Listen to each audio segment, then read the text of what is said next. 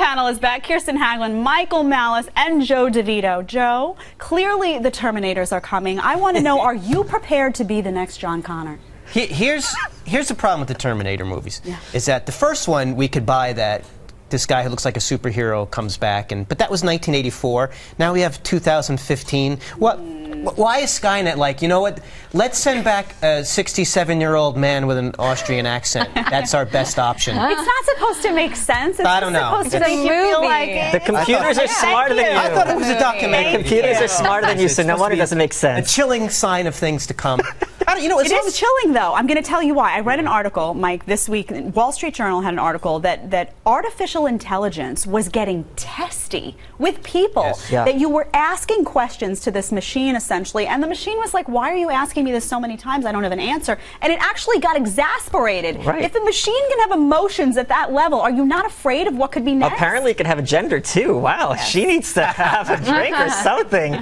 Got poor computer. No, I'm not worried about artificial intelligence. I'm worried about average and below average intelligence. Because just today I went to McDonald's and I asked for 2 wraps, and they're like, which wrap do you want, chicken and bacon? How many? 2. Which one? Chicken and bacon. So when you're dealing with these people, I say bring on the robots, get rid of the below average people, and I could be much happier. This is a scary reality to me, Kirsten. Yeah. The machines can take over our jobs first. They all fast food restaurants, like he said, you go in, it's all machines. Yep. What is going to be next? What if these computers, these machines, at some point can communicate with each other and they just factor us out altogether? mean, like email? Well, actually, Stephen yeah. The computers aren't talking. That's you sending the email.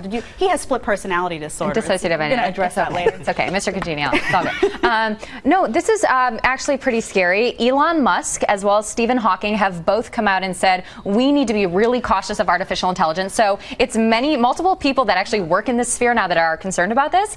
And how they've likened it is saying it's kind of like spam, because people say, well, how would they get rid of us? Well, it would be like spam. You just identify people that are redundant or, aren't contributing to the system, once they control everything, and they're deleted like spam. That's a code that's written into, that's the way it's kind of explained. And that's terrifying. That's absolutely terrifying. Well, unlike Joe, I am prepared to step up as your next Sarah Connor. He'll tag along, don't worry. He likes help. It's like Batman and Robin. Never mind. You should see if you've got a selfie stick sitting right next to you now, better be careful where you take it. Disney has banned the devices from all of their parks. Apparently, some moron recently pulled one out on a roller coaster while visiting Disney and shut the ride down for hours. You really got to be afraid of people. I mean, that, when used properly, I have seen the selfie stick as a weapon, Joe. Could that not be used to hurt someone on a roller coaster? I think this ties in a little bit what we were talking about culling the herd a little bit with the. Yes. This shows you where if you're the kind of person who's on an amusement park ride, you think, you know what? How about I hold out a long, stabby metal object as the roller coaster goes by. Yeah, I think that's a Joe good for idea. president, you have my vote and my full endorsement. When I was in grade school, my friend and I hopped on a coaster. I'm not even lying, and we took a bag of confetti and we just opened it up midway. I mean, it was funny at the time. Somebody could have choked. Yeah. I mean, maybe. Oh man. Someone glitter bombed my house at New Year's last year, and I'm still finding the glitter. You're still finding the glitter. I hate her. All right, back to selfie sticks, though. Disney, is this a smart decision? Do you think that people will say, you know what, if I can't bring my selfie stick, I'm not going? As someone who was raised in a formerly Soviet household, this is Disney is why people in other countries hate America. It represents America at its worst. And frankly, speaking of right-wing dictators being better than left-wing, hopefully this is the first step towards some kind of fascist dystopia in Disney World. And by the end, whoever is applauding stops applauding first at the parade is the one who gets taken away to Treasure Island and never seen again. What about freedom lovers that say, you know what, I want to take my selfie stick to Disney. This is a once-in-a-lifetime opportunity. My phone can't capture all of us. Now my whole day is ruined. I know. They should be able to take their selfie sticks to Disney World, not on a roller coaster, right? Just like you can't take like a big bag or something. There's like restrictions on what you can take on roller coasters.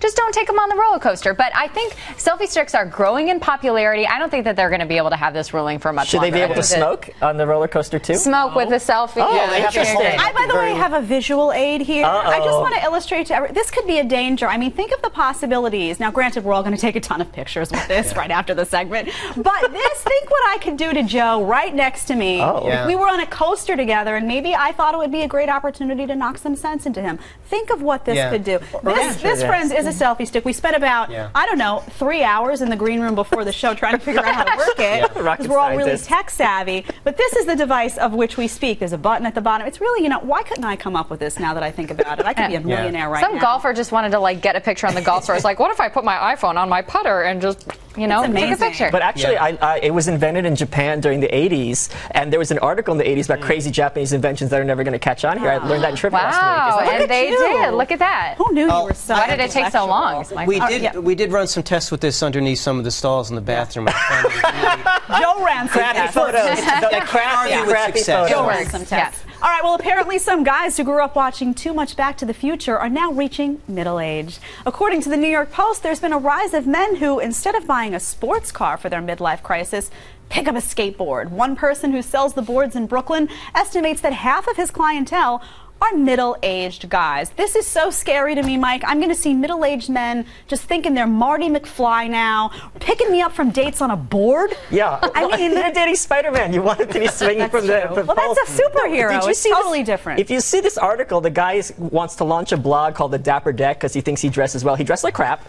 And if you think launching it's true. It's facts. Hate facts. If you think launching a blog is going to get you laid, 2005 called and they are not going to see you tonight. It's really, really sad. Well, could there be something sad for like trying to recapture your youth? I mean, are we going to see guys with water wings on in the pool, training wheels on their bikes? This could be a scary new reality. You couldn't find like a more lame way to try to reconnect with your right? What could it be? Like at 16, you're like, I want a car. That was like the big thing of becoming a man. I don't get it. It wouldn't be attractive to me. Plus, women want something. They want to be picked up in a car. They want something they can share with their guy, not like, hey, watch me skate by you really quickly. My hair blows in the wind. I mean, women are not impressed. It's not like being picked up by Thor's hammer and flying through the air. I mean, that I could get behind. Absolutely. What do you think, Joe? I mean, would you do this? Would you say, you know what, I'm going to get a board? No, I had friends who skateboard, and as you get older, you don't lose the ability to skate. What you lose is the ability to get back up after you fall off.